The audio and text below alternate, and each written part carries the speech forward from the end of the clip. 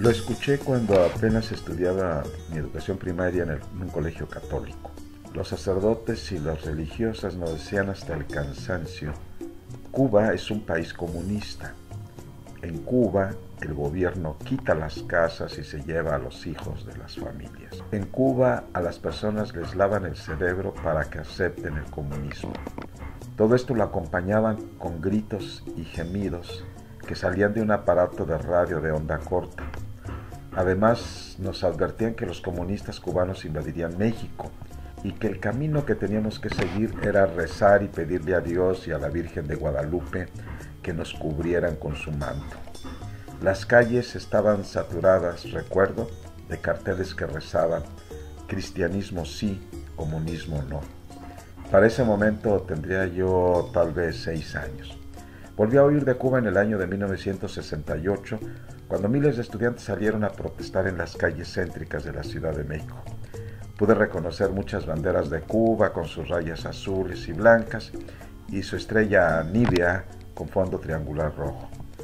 También escuché que los jóvenes gritaban Cuba sí, Yankees no, y distinguí imágenes en pancartas de personajes asociados a la Revolución Cubana. Después supe que eran Che Guevara y Fidel Castro. Empero, mi primera aproximación más fundamentada a Cuba y a su revolución la tuve por medio de una materia que cursé en el bachillerato, en el Colegio de Ciencias y Humanidades de la UNAM.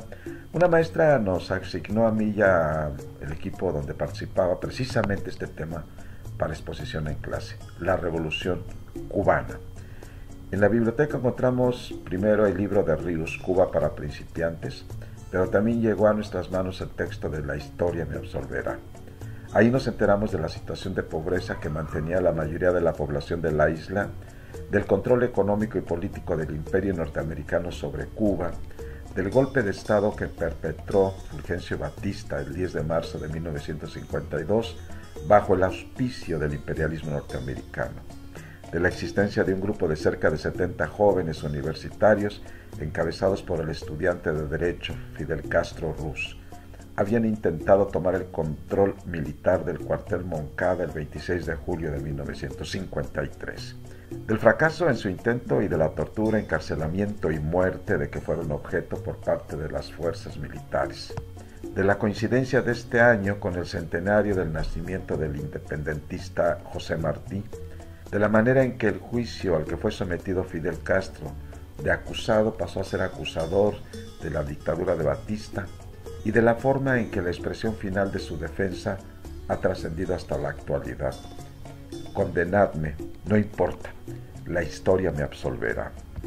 De este simple encargo para una exposición de clase aprendimos que esta acción del 26 de julio abrió un periodo de preparación de lucha contra la dictadura batistiana y el dominio semicolonial de los Estados Unidos en la isla, que lo que se hizo fue un ensayo de lo que sería el triunfo posterior de la revolución en Cuba en enero de 1959, que la expulsión de Cuba de la OEA y la invasión fracasada de mercenarios en Bahía de Cochinos en abril de 1961, el embargo y el bloqueo económico en contra de la isla formaban parte de toda esta agresión en contra de Cuba. En lo particular entendí que lo que hacían sacerdotes y monjas al infundirnos miedo y animadversión hacia Cuba y su revolución formaban parte de una campaña propagandística e ideológica para justificar la política intervencionista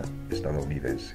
Hoy, 66 años después del asalto al cuartel Moncada, el recuento de agresiones en contra de Cuba muestra la gran magnitud de este ataque imperialista constante. Ley Helms-Burton, aplicada desde 1996 para dar base jurídica al bloqueo económico.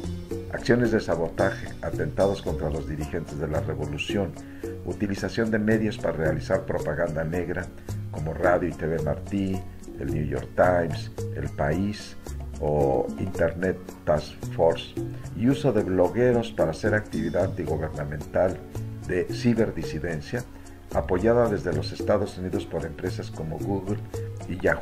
A pesar de todo, El pueblo cubano resiste y fortalece su camino revolucionario.